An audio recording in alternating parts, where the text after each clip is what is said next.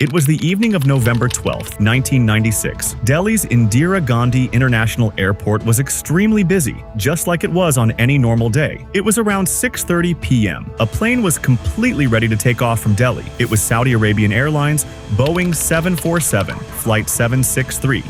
There were 312 people on board. Flying this massive jumbo jet was Captain Khalid Al-Shubaili, a very experienced pilot, and accompanying him as co-pilot was Officer Nazir Khan.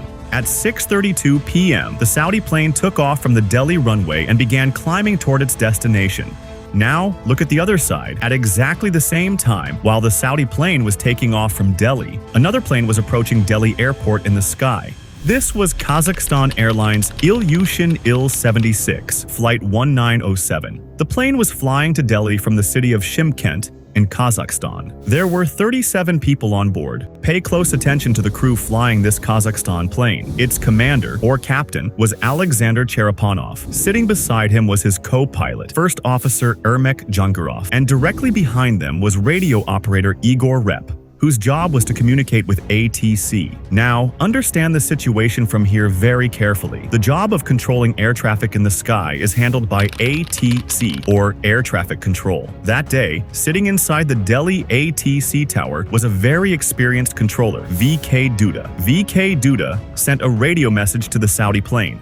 Climb to an altitude of 14,000 feet and maintain it there. The Saudi pilot confirmed that they would remain at 14,000 feet. After that, Duda sent a message to the Kazakhstan plane, approaching from the opposite direction. Descend and stop at an altitude of 15,000 feet. The Kazakhstan radio operator replied, Roger, maintain 150, meaning they would maintain 15,000 feet. Now, if you look at it according to the rules, ATC had made the correct calculation. The Kazakhstan plane approaching from the opposite direction was supposed to be at 15,000 feet, while the Saudi plane climbing from below was supposed to be at 14,000 feet. There was a completely safe gap of 1,000 feet between the two planes. Both planes were on the same airway, or route, but because they were flying at different altitudes, they could easily pass above and below each other. But something was happening that ATC could not see on its screen. At that time, in 1996, the radar system near Delhi airport was a primary radar. This radar was very old and outdated. The biggest limitation of this radar was that it could show where a plane was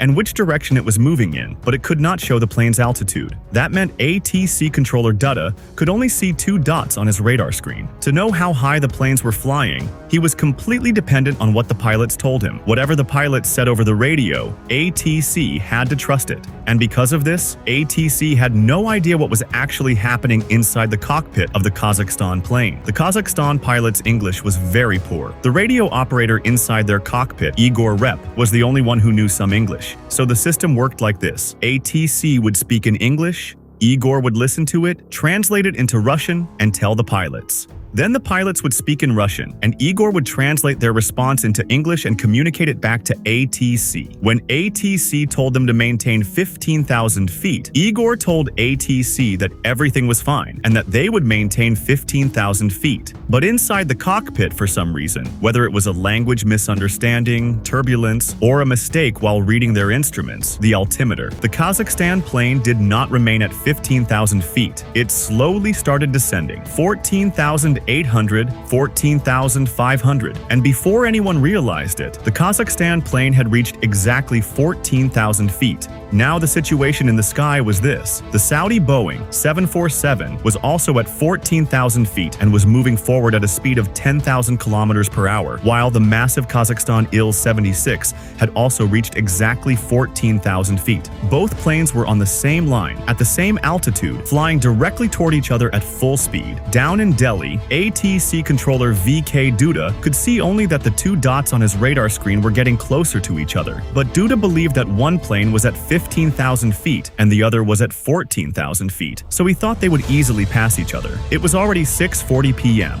At that time, there were very dense clouds in the sky. Visibility was almost zero. Neither pilot could see anything in front of them. And then, suddenly, through the clouds, the Kazakhstan pilots saw a massive Saudi Boeing 747 directly in front of them. The 2 planes had come so close that there was no escape route and no time left. The pilots must have tried with all their strength to turn the planes away. At 6:40 p.m., a horrifying collision took place in the sky. The left wing and rear section of the Kazakhstan plane violently sliced through the tail of the Saudi Boeing 747. Immediately after the collision, the Saudi plane lost control because its rear section had been severed.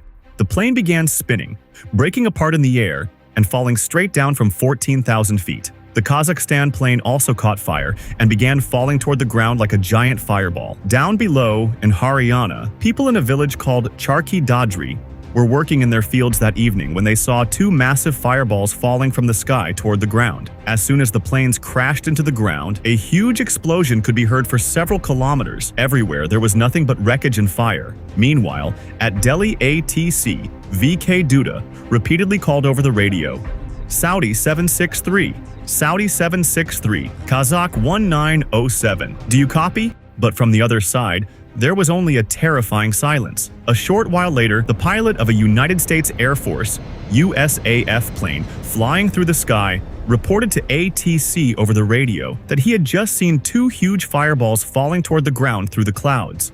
Duda understood that aviation history's worst nightmare had come true. Not a single person survived out of those 349 people.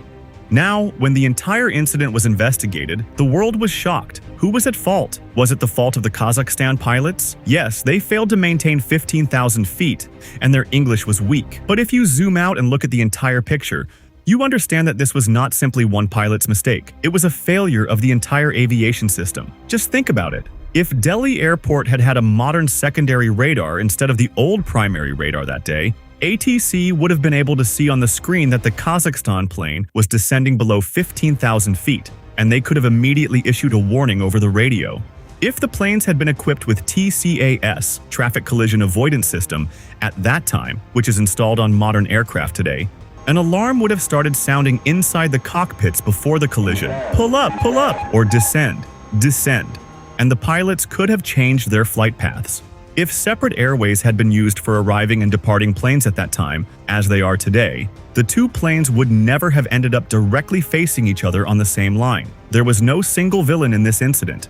It happened because poor systems, outdated technology, a language barrier, and a little bit of bad luck all came together at the same time, in the same place, on the same day.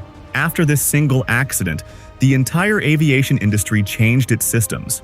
Almost overnight, TCAS became mandatory on aircraft in India and then around the world. Delhi Airport's radar systems were upgraded, and secondary radar was installed so that ATC could know the altitude of aircraft. Arrival and departure routes were completely separated so that planes could not end up flying directly toward each other. And strict rules for pilots' English proficiency were introduced. Today, when you feel safe while traveling on a flight, it is because all these safety rules, these advanced radars, and these systems designed to prevent aircraft from colliding in the air, all of them were written at the cost of those 349 lives.